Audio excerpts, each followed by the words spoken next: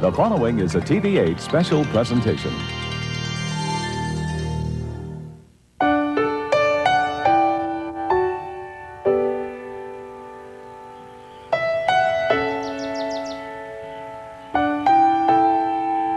I remember that very first game here at the stadium. It was on a Sunday.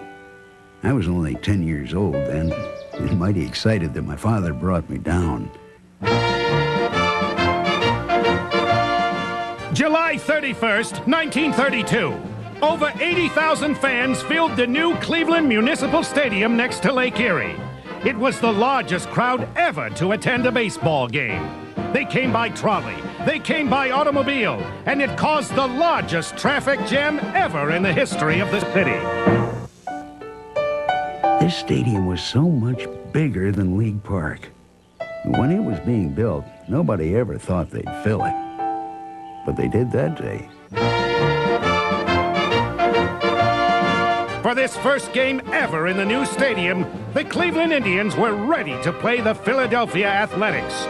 Cleveland team owner Alva Bradley and manager Roger Peckinpah watched anxiously as Ohio Governor George White threw the ceremonial ball to Mayor Raymond T. Miller. The legendary Connie Mack stepped up to the microphone to address the polite crowd. An honor to be here during this most memorable moment at the dedication of your new ballpark here in Cleveland.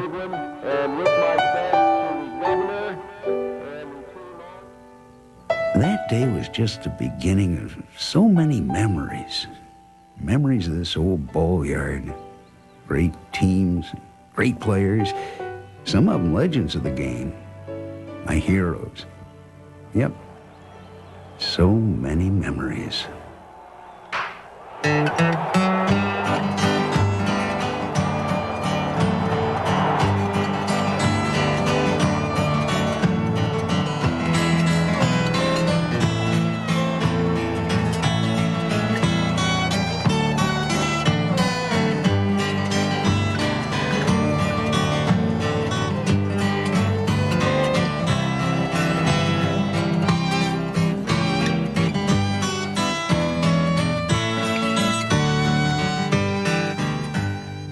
They're all just memories now. From that first pitch to the last pitch and everything in between. Times I'll always remember.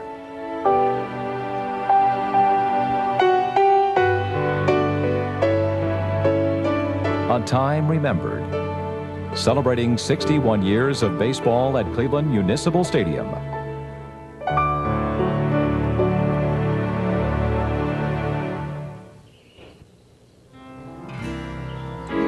My father told me all about this place. You know, they wanted to build a stadium for all kinds of events. Baseball, football, boxing. But there was even talk of the Olympics. Well, the politicians got everyone behind the idea, and pretty soon they made plans to build it. And my father was a construction worker. He came down here and got a job building it. He was lucky. It was the Depression. I don't know if it's a record, but they took only 370 days to build this stadium. They worked on it in all kinds of weather, even winter. 2 fellas were killed when the wind blew a construction tower over. It's a real tragedy. Remember that. Kind of shook my father up. I'm not sure he'd gotten over it even by the time he went to that first game. The first game in Cleveland's new stadium got underway when the umpire yelled, "Play ball!" Pitching for the Indians was the slender youngster Mel Harder, the babe of the Indian staff. Harder was a surprise replacement for Wes Farrell, who had a sore arm. The first batter he faced was Max Bishop. Harder's first delivery to Bishop was hit. The game started just to throw a slow pitch in there, an easy pitch, because they wanted to give the ball to the governor. And I just threw a mediocre pitch in there, and Max Bishop took a big cut at it and hit a line drive in left field in the foul territory. And I thought, well, what's going on here, see? He was supposed to know about it too, you know. He was supposed to take the pitch, but he didn't. Well, Mel did his best, but the Athletics beat us 1-0. wished we could have won. But everybody down here was having a good time. You could feel the excitement. It really was quite a day.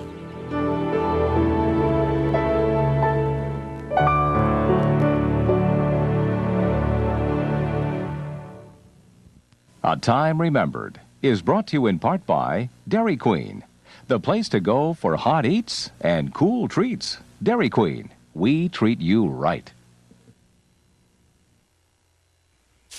It's a big deal. What a bargain? Get a move on to Dairy Queen for the 3-for-all. Only $2.99.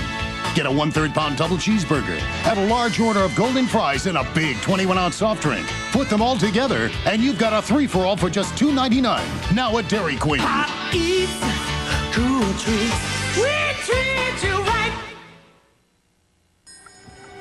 There's nothing quite like the romantic charm of a fireplace, especially if it's natural gas. A gas fireplace has all the warmth and beauty of wood, without the mess, the hassle, or the cost. It burns cleaner too, so it's better for the environment. At the flick of a switch, you can turn on the charm. Or turn it off again. Yeah?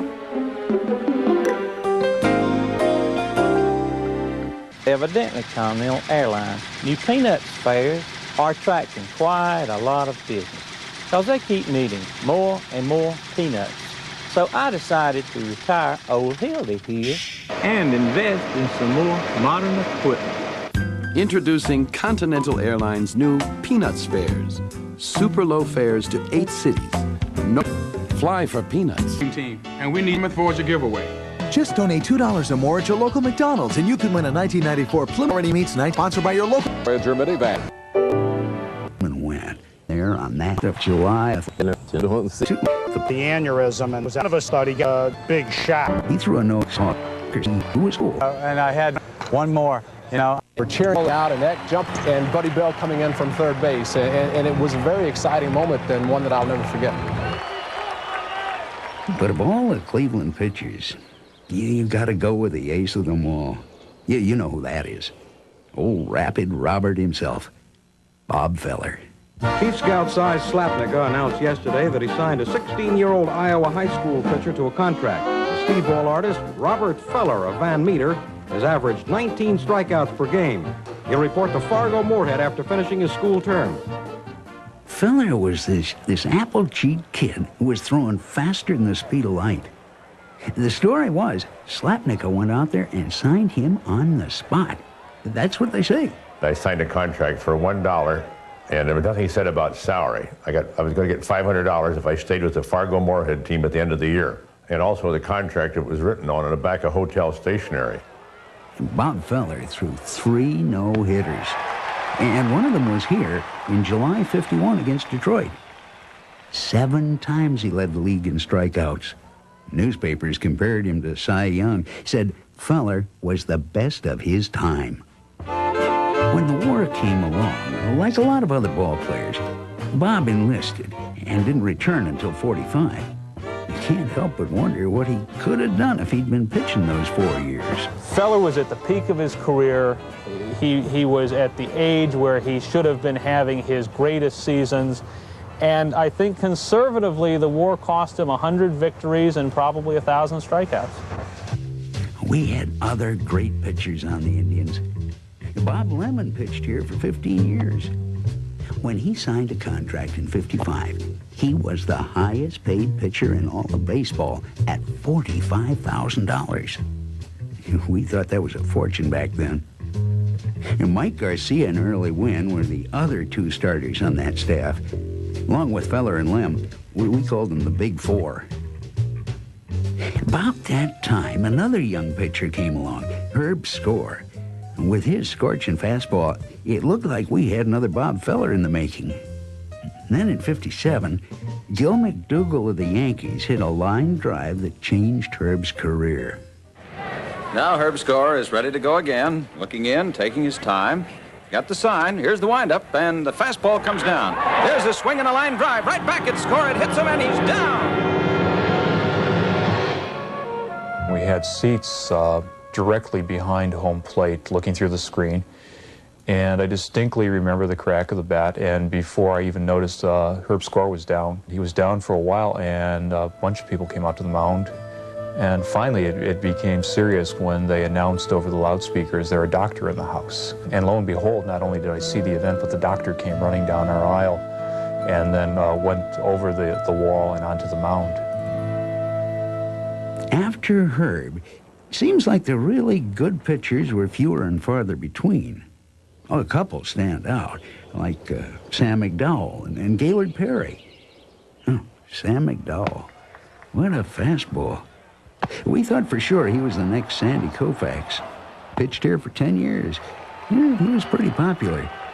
But eventually he was traded for Gaylord Perry.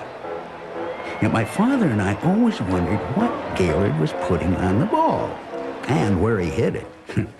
Umpires wanted to know, too. Made them crazy looking for this stuff. It was fun for the fans. Gaylord won the Cy Young in '72. Another year, he put 15 wins back-to-back.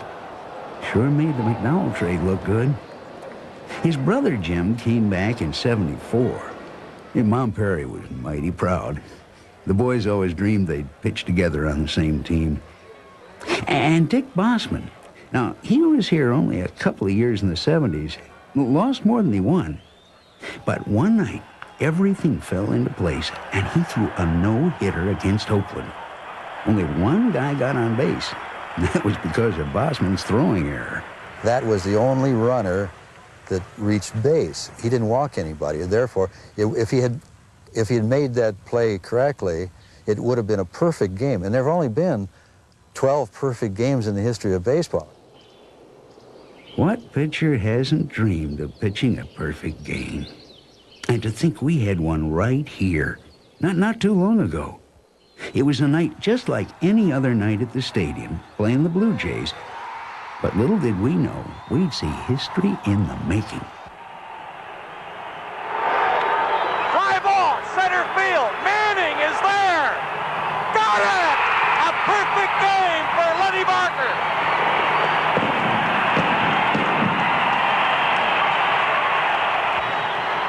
Makes you wonder if there's somebody up above watching over his shoulder when a pitcher throws a game like that. Yeah, that's one I wish my father could have been here to see.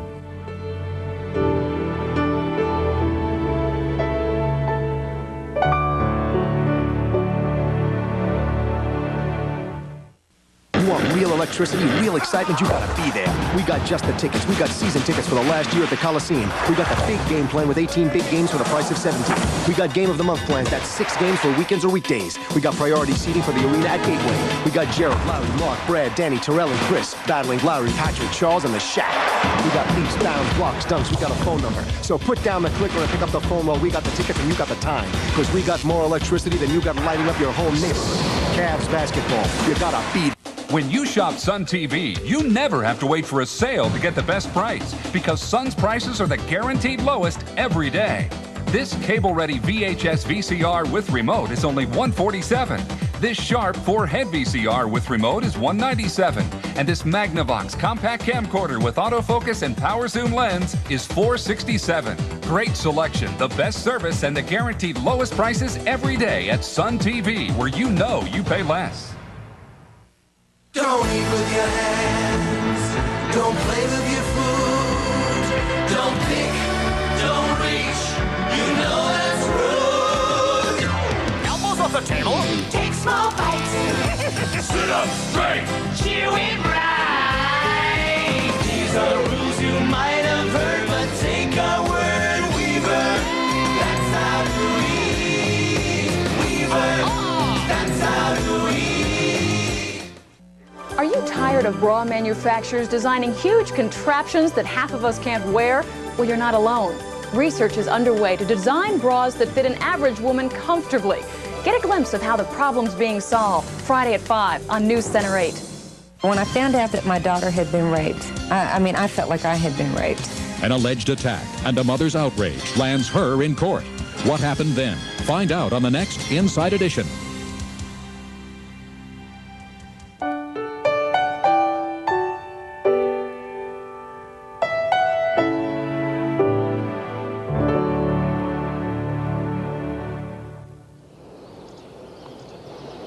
It was no big surprise that back at League Park, they called this place a cavernous mausoleum. Well, it is big and mighty hard to fill. The Indians played here only when they were expecting big crowds, Sundays and holidays. But Bill Veeck changed all that. Veeck as in wreck, as he used to say. Bill bought the team from Alva Bradley in '46. I think it was about that time Bob Hope bought into the franchise, too. I don't know who was more showbiz, Hope or Veeck. In '47, Veeck moved his team to the stadium for good. He moved the fences in, too, so the players had a better shot at hitting a homer. And he looked for ways to lure crowds to the ballpark. He was a master promoter. He even got the ladies to come down to the games. He called it Ladies' Day. He used to, under the seats over here, he used to have some kind of a card, maybe some monetary prize or some innovation that he had. He was always giving something away. Sometimes there were like stockings, hosiery, and there was various things, see, and you never knew because he had discriminately placed along these seats, and so all you had to do was come in there and lift up the seat, and if you were lucky, you found one there. I think Bill loved baseball, and he loved having fun, too. Like good old Joe Early night. Now, that was something. It came about because Veeck used to honor his players and name a day after them, like Lou Boudreau Day, and give them all kinds of gifts. Now, this guy, Joe Early, wrote a letter to the paper, and he said, "Hey, those players don't need all that stuff. What about the fans? Why not a good old Joe Early night and give me the gifts?" That's just what Veeck did, and he made it a big deal. He brought Joe and his wife, June, down on the field, and just for laughs, gave him the house down. Then he gave Joe a truckload of really nice gifts, a washer and dryer, even a convertible car. Read that Joe passed away a couple of years back. You know, they ought to do something special. John Adams, now, he is one loyal fan. I sure get a kick out of it when the Indians get a rally going and he's banging away. You know, I think the players probably take notice, too. I got a lot of compliments. They loved it. I mean, Frank Duffy hit 2 home runs the first game I was here in one game, so that was special. So it just kind of snowballed.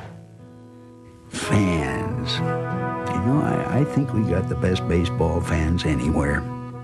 Didn't seem right back then that the owners thought about moving the team out of town.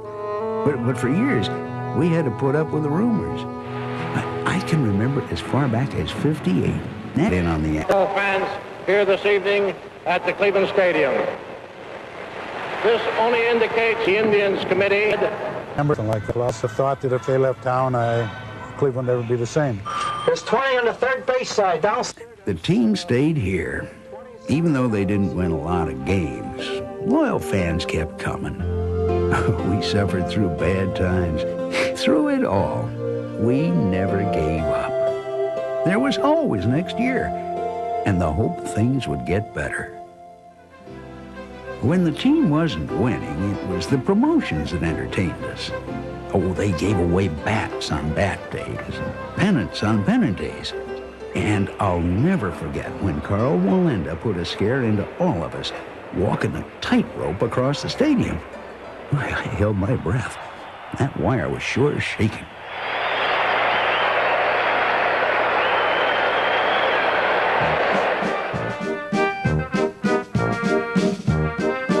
Who could forget the glory days in '48? Come the last day of the season, there we were, tied for first place with the Red Sox. We faced them in Boston in the playoff game. It's the 9th inning with Bertie Tebbets at bat. Here's the pitch, and Tebbets swings, and there's a hot shot down the third baseline. Keltner moves in, knocks it down, picks it up, finds the handle. Here's the throw to Robinson at first, and Tebbets is out. The ball game is over. The final score, Cleveland 8, Boston 3. Yes, the Cleveland Indians win their first American League pennant in 28 years. And man, oh man, how I'd like to be down on Euclid Avenue right now. Gene Bearden pitched a heck of a game. Bill Veeck was thrilled to win the pennant. It had been 28 years since we were in the World Series, and we couldn't wait to play the Boston Braves. We split the first 2 games in Boston. My father brought me to the stadium for Game 3. Oh, what a day that was. And now the Diamond's great classic moves to the tribe's gigantic home wigwam for its most important phase. 3 weekend games in Cleveland's mammoth municipal stadium, which already holds all Major League Baseball attendance records for regular season play. In this 3rd game, the Indians are sending to the mound hurler lefty Gene Bearden. His 1-loss record for the season is 20-7, including that choice plum that he picked in Fenway Park, his victory in the American League pennant playoff. The Indians rallied under the leadership of Lou Boudreau, our shortstop and manager. No wonder they named the street next to the stadium after him. We won games 3 and 4. And then came Game 5. Sunday, October the 10th, 1948, goes into baseball's record book as the biggest day in the history of our national game. 86,288 paid fans overflow Cleveland's gigantic municipal stadium, the largest crowd ever assembled for any baseball contest anywhere, anytime. That record crowd didn't help us any. We lost Game 5. More than that, we lost the chance to win the championship here at home. So the team headed back to Beantown for Game 6. My father and I listened to it on the radio. And the 1948 World Series is all over. The Cleveland Indians win a 4-3 triumph over the Boston Braves in the final game to take the series 4-2. The jubilant tribe claims they'll repeat in 49. Who can tell? Nobody knows. But you can be sure of this. We'll be back again next year with the motion picture story of baseball's fall spectacle, the World Series. 49 started out with high hopes. Now, Bill Veeck finally got Bob Feller to sign another contract. During negotiations, that character Bill told Feller he'd talk anytime, any day, any place. Obviously, Rapid Robert wasn't one to be rushed. A new Indian marquee welcomed us to the stadium for the new season. 73,163 fans shivered in the stands this afternoon, an all-time record for opening day attendance, watching Bob Feller get the Indians off to a flying start.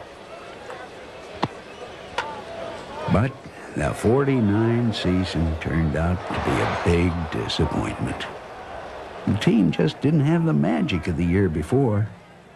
When we were out of the pennant race, Veeck, still keeping his sense of humor, lowered the World Championship flag and placed it in a coffin. Then, after a brief eulogy, the funeral procession moved down behind the center field fence, and the casket was laid to rest. All of us Indians fans were really frustrated. Now, one fella, Charlie Lupica, climbed a flagpole outside his store and threatened to stay there until the team got back in first place. Turns out he did it on a dare. He says, why don't you go climbing the flagpole till you get in first place? He says, they'll never make it. And I pointed my finger at them. I says, I got more guts in my little finger than you got in your whole body. If I didn't care more than words can say, if I didn't care, would I feel this way? Charlie, he's diehard. He didn't even come down from that perch when his wife had a baby. It was 6 weeks later before he got his first look at Charlie Jr. Veeck, not one to miss a promotion, sent a platform truck to bring Charlie, pole and all, to the stadium for the last game of the season. After 73 days, Charlie set foot on solid ground and rejoined his family. All of us fans gave Charlie a big ovation, and from what I could tell, Charlie was real happy the ordeal was finally over. The season was over, too, and La Gloria 48 was gone. Well, things were quiet until 54. Now that year, our pitchers threw 78 complete games, and we were in the pennant race once again. The World Series story of 1954 starts on this day of September 21, when 250,000 baseball fans welcomed the Indians home after the pennant clincher in Detroit. This third Cleveland championship team won 111 games to set an American League record, ending the 5-year World Championship rule of the New York Yankees. But the '54 World Series against the New York Giants was a giant disappointment. We lost the first 2 games in New York and the next 2 in Cleveland. Nobody could believe that our team, which was so good during the season, would lose 4 straight in the series. We didn't know then that would be the last series we'd ever watch on this field.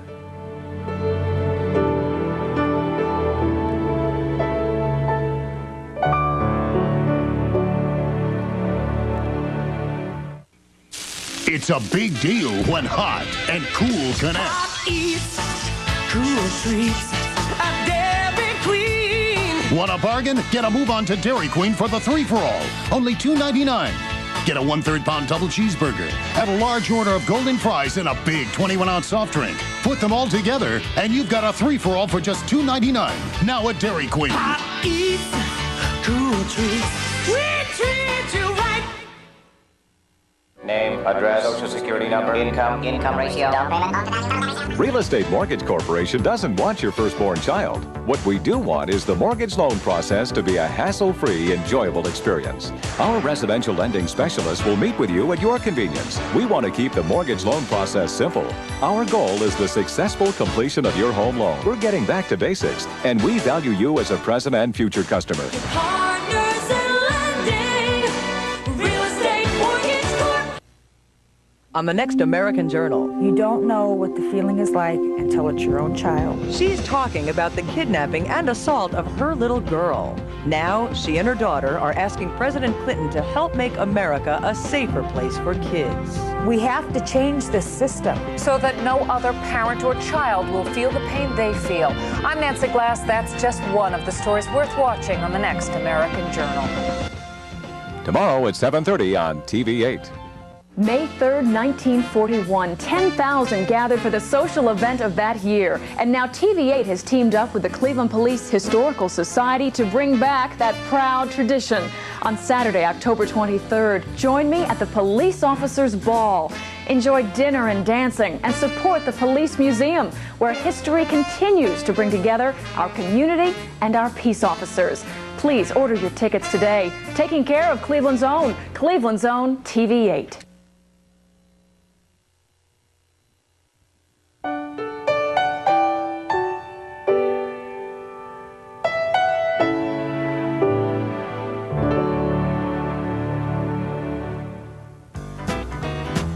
Even though the team never won another pennant after '54, we've seen a lot of good ball players down here, like Rocky Colavito. Hey, don't knock the rock, we used to say. My father loved this guy.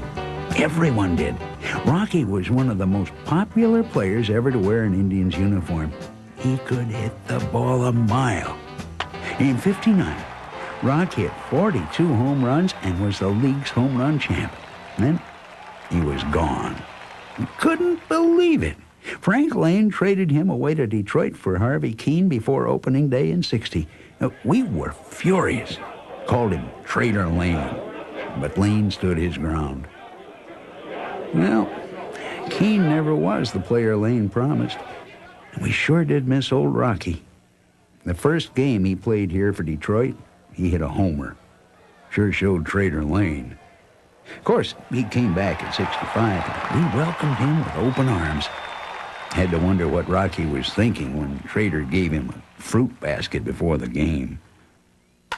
Yeah, Rocky was a favorite, but he wasn't our only big-time home run hitter.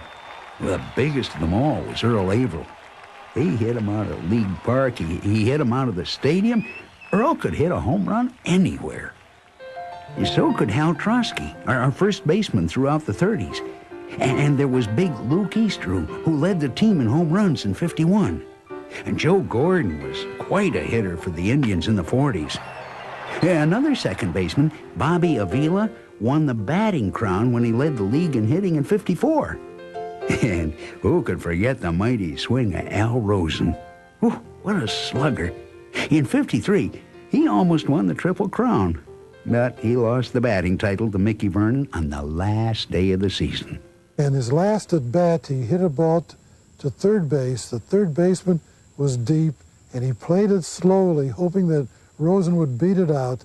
And to us, it looked as though he did beat it out, and that would have given the batting championship and the Triple Crown. But the umpire, Hank Soar, called him out. And Rosen didn't argue. And after the game, I went down and asked Soar, why was he out? He said he was so anxious to touch the base and beat it out that he missed first base. Unforgettable, that's what you are. Well, there were some players who were here only a short time, but you still talk about them. Now, Jimmy Pearsall was one of those. He always argued with the umps, and he wouldn't hesitate to charge the mound. Saw Jimmy do that very thing myself one day when he thought the pitcher was throwing a little too close to him. Started a big bench-clearing rhubarb. Poor Jimmy got the worst of it, though. Unforgettable. Hawk Harrelson really lit the place up in '69 when he hit 30 home runs. But he didn't last long either. Next season, he broke his ankle. And forevermore, that's how you'll stay. That's how. In '80, Joe Charbonneau looked like the guy who'd be our next big hero. He hit 23 home runs and was Rookie of the Year. What a character. Then he hurt his back, and just like Hawk Harrelson, it was over almost before it started. Unforgettable too. A lot of players came and went, but Andre Thornton was an exception. He was around for a long time, about 10 years. Best power hitter I remember in recent years, at least until Albert Bell. But just a few years back, he hit his 250th homer, and the place was jumping.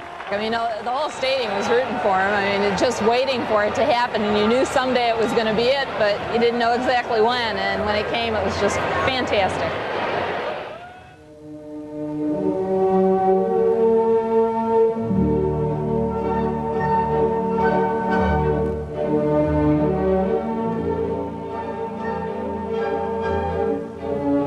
Dwayne Kuiper made a lot of friends when he played here. Well, he didn't have much power. We all seriously wondered if he'd ever hit a home run. Ever. And one day, here at the stadium, he up and did it. It was unbelievable. I don't think he believed it at the time either, but I'm glad the wall was, if it was 6 inches further away, it would not have been a home run. So it was great. At least he could say he had one, and it was right here. A memorable moment for all of us. Phil Sagi and Kipe's good friend Doug Deacon gave him a seat right out of the stand so he could properly display his one and only home run ball. We did have 4 300 hitters one year. Yeah, 4 of them. Tabler, Bernazart, Franco, and Carter. Now that year, Joe Carter led the league in RBIs, the first Indians player to do that since Colavito. Like so many other good players, Carter was traded. Hated to see Carter go, but we did get Alomar and Baerga. Now that's one trade that turned out okay. Carlos Baerga. Last season, he hit over 300 with 20-something homers and over 100 RBIs. No other second baseman ever did that. And can't forget the game Alex Cole stole 5 bases. Or Kenny Lofton, who stole home twice in one game. The last time I remember someone doing something like that was in '58. Vic Power stole home twice, did it against Detroit. Yeah, we had some really good ball players here and there. Guys who made it worth the price of a ticket. Oh, some players left here and went on to be big names with other teams. Now, most kids don't even know Roger Maris played here, or Billy Martin, or Chris Chambliss. Except for 59 and 68, we've never had a real contender like we had back in the 40s and 50s. Now, some folks think it's because Bobby Bragan put a curse on the stadium. Bobby was the manager back in 58, and Frank Lane fired him. In telling me the story, he said, I don't know, there's some radio disc jockey called me up and said, Bobby, is it true that you hired a witch to put a curse on the stadium? And Bobby says, hey, if you want to believe that, go ahead and believe it. And that's been his line all along. He said, if the Cleveland fans want to believe I put a curse on the stadium, let them believe it. I don't really care. But he said, but the truth is he didn't do it. Well, in 76, it got so bad, they hired a witch to cook up some kind of magic, just in case there was a curse. Turns out even witchcraft couldn't help us. We kept finishing near the bottom. Didn't get any better until 86. But the next season fell apart, and we were back in the basement. And just when you think it couldn't get any worse, it did. In 91, we lost 105 games, most ever. That was a long season. Good seasons and bad seasons, they're all just memories now.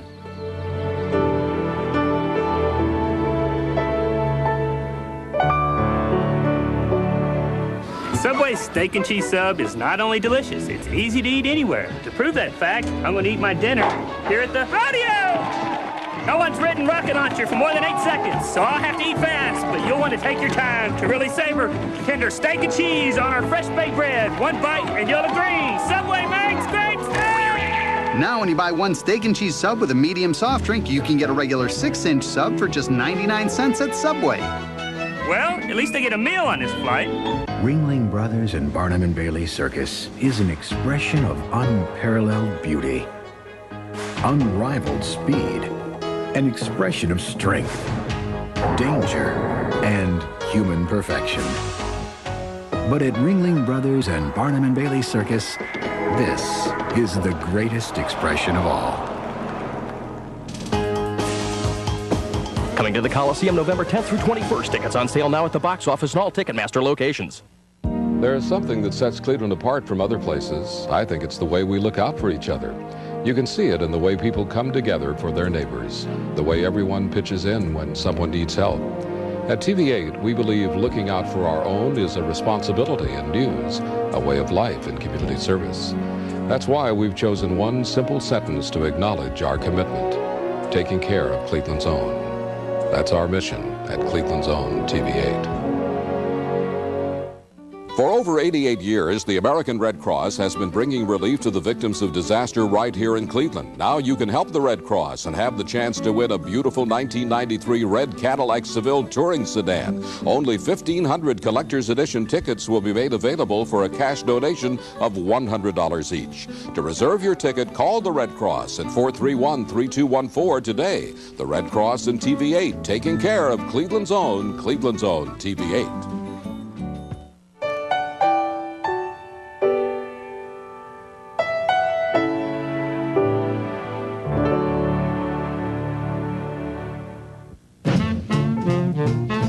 Back in the days when things were segregated everywhere, baseball was no different.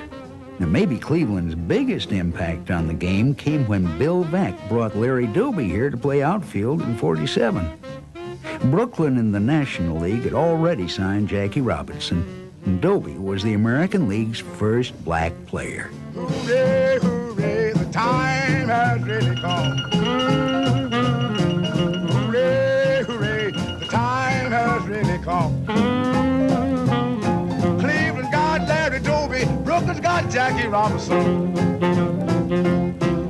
Doby was already quite a star in the Negro League, and he was one heck of a player here, too. He played 10 seasons for the Indians, he hit 215 home runs, and he played in 2 World Series. In 1974, Frank Robinson came over from California as a player. But everybody knew he wanted to manage. So that immediately set off the rumors. Robbie would replace Ken Aspromonte as manager. And the rumors were right. When the next season opened in April '75, Robinson was our skipper and the first black manager in the major leagues. And wouldn't you know, first time up that day, Frank belted a home run. And the stadium went wild. In the book, I quoted Frank as saying, what did Phil Segui, the general manager then, tell you before the game? I mean, how did you and he talk about, you're going out to play your first game as baseball's first black manager? And he said, you won't believe this, but Phil Segui said to me, hey, slugger, why don't you hit a home run in your first time at bat? And Robinson said, are you kidding? And he did, so that really was, it was really interesting that the way those things happened. He was really deserving when they voted him into the Hall of Fame. We've got plenty of men from the Indians. Well, one is Earl Averill, Indians' all-time home run hitter. Oh, he was a great center fielder and a fearsome power hitter. I'm sure he lost some home runs in this big old park. Even so, he hit 226 homers and played over 1,500 games in a Cleveland uniform. Didn't surprise anyone around here when Earl made it into the Hall of Fame. Boudreaux's also in the Hall. It's the first inning, fans, and no score. Lou Boudreaux at bat for the Indians. Denny Galehouse on the mound for the Red Sox. Galehouse is into his windup now, and here's the pitch. Boudreaux swings, and there's a long drive toward left field. That ball is going, and it's gone for a home run. Lou was one of the greatest Indians players of all time. He had everything. Well, Lou was young, good-looking. The ladies loved him. And what a player. Why, he could hit and run and field. He could do it all. He joined the Indians in 1938 as a shortstop. A couple of years later, he applied for the manager's job. Pretty brash for such a young player. 12 directors fired questions at him for a half an hour. What would you do if, and what would you do this way, and what would you do this way? And so then when he said, okay, fine, go on out and wait and we'll let you know. So he went outside and waited, and Bradley came out and he said, I want to tell you first, he said, the vote was 11-1 not to hire you. He said, only one man voted to hire you. His name was George Sherwin, who was the president of a paint company in Cleveland then. And he said, but Sherwin wanted to continue the meeting, so don't go away. An hour or so later, they came out and said Sherwin had convinced the others that they should hire him. Boudreaux was in his early 20s when he got the job. But he was a good manager. Later, he led the team in the '48 championship season. Now, Al Lopez replaced Boudreaux, and he probably was our greatest manager. Lopez has more wins than any other Cleveland manager. This was his great success, knowing when to take a pitcher out, recognizing talent. Early Wynn was tough to handle. He was a big, tough, burly guy who would throw, they said he would throw at his own mother if she was at bat. And he never wanted to be taken out of a game. And the first time Lopez went to take him out, Wynn showed that he was angry. And Lopez said to him afterwards, if you show me up ever again, I'm going to go out there and show you up. So don't ever do it again. And he never did. After Lopez left in 1956, Kirby Farrell was named the manager. And the first time Farrell went out to take Wynn, Wynn almost bit his head off. And Kirby was afraid from then on to take him out. But Lopez just knew how to handle ball players. Come to figure it, from 49 to 64, the Yankees were beaten out for the pennant only twice, both times to Al Lopez teams, the 54 Indians and the 59 White Sox. For that alone, a senior deserves to be in the Hall of Fame. Well, Bob Feller's also got a spot up in Cooperstown.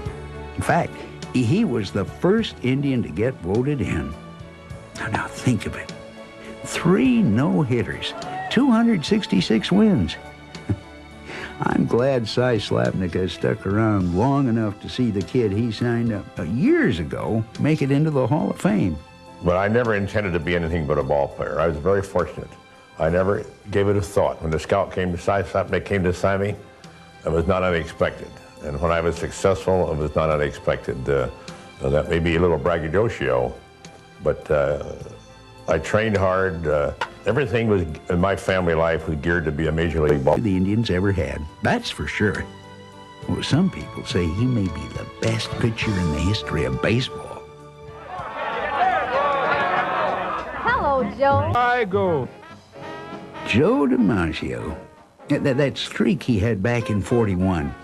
He was the biggest sports story in the entire country. And now they speak in whispers low of how they stopped our Joe.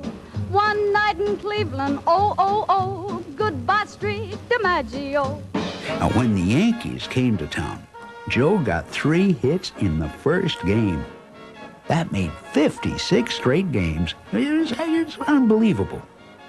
Next night, here at the stadium, over 60,000 showed up to see if he could keep it going. Everybody in the place got butterflies when he walked to the plate. You could hear a pin drop in the stadium. Believe me, that's the silence that there was. But Kenny Keltner made 2 fantastic plays on third base and threw him out by this much. And then he also hit into a double play, and Lou Boudreau threw him out. But you could see the class that he had. His name was Joe DiMaggio, and there's only one Joe DiMaggio, in my opinion. Well, plenty of players have made their mark on the game in this old stadium. Record set. A lot of history's been made here. First home run in the stadium, Johnny Burnett, 1932. Most home runs in a single season, Al Rosen with 43 in 1953. Most shutouts by a Cleveland pitcher in a single season, Bob Feller with 10 in 1946, and Bob Lemon again with 10 in 1948. Most stolen bases in a single season, 70. Kenny Lofton in 1993. Most runs batted in, Hal Trosky, 162 in 1936. Most saves by a pitcher, 43. Doug Jones in 1990. Largest opening day attendance in 1973 with 74,420 fans. Most strikeouts in one season, Rapid Robert Feller, 348 in 1946. A major 86,288 in 1948. Another major league record.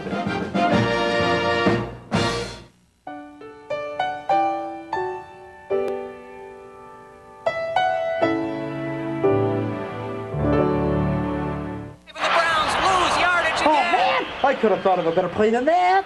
Think so? TV8 and Valvoline want to give you that chance. All you have to do is drop your most creative play and the Browns lineup best suited to get the job done and send it to Valvoline Winning Play Contest, P.O. Box 6659, Cleveland, Ohio 44101. The grand prize winner will receive 4 tickets to a Browns game, and Coach Bill Belichick will analyze the play on a new Center 8 telecast.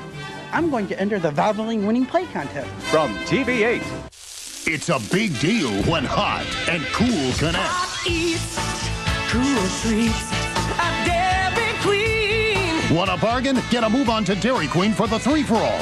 Only $2.99. Get a 1/3 pound double cheeseburger. Add a large order of golden fries and a big 21-ounce soft drink. Put them all together, and you've got a 3-for-all for just $2.99. Now at Dairy Queen. Hot eats, cool treats, we treat you right. America's finest Olympic gymnasts, Past, present, future, are coming live. Revco Drugstores present the 93 Tour of American Olympic and World Champion Gymnasts. See Olympic and World Champion Shannon Miller, Olympic gold medalist Mary Lou Retton, plus Svetlana Boganskaya, Kurt Thomas, World Champion Vitaly Sherbo, and the stars of the U.S. men and ladies national team. At the Coliseum, Sunday, October 24th. Get reserve seat tickets now in association with TV8 and Light Rock 106.5. Finding the right job can be one of life's toughest challenges, but you're not alone. Hello, I'm Myron Robinson, president of the Urban League of Greater Cleveland. For more than 75 years, the Urban League has helped the minority community find success in Cleveland. Let us help you get started on a successful future from resume to job interview. We'll work together finding a position that makes the best use of your most valuable skill. For more information, call 622-0999 from the Urban League and TV8.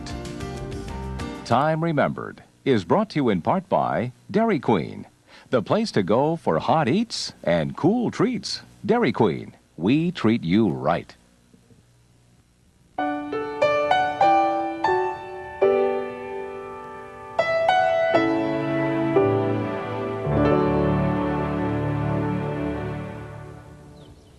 It's been 61 years since my father first brought me here.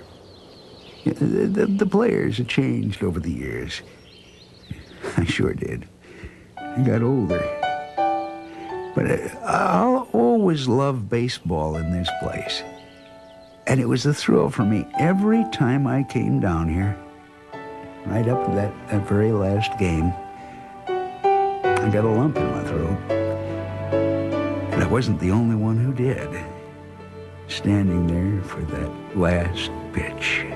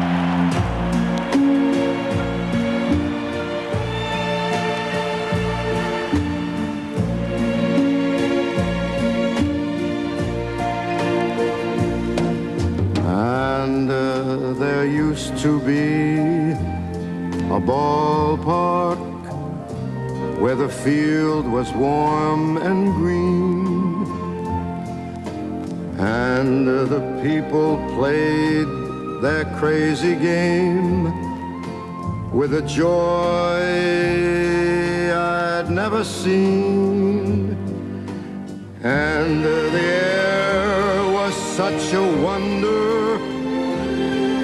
From the hot dogs and the beer. Yes, there used to be a ballpark right here. Yes, there used to be a ballpark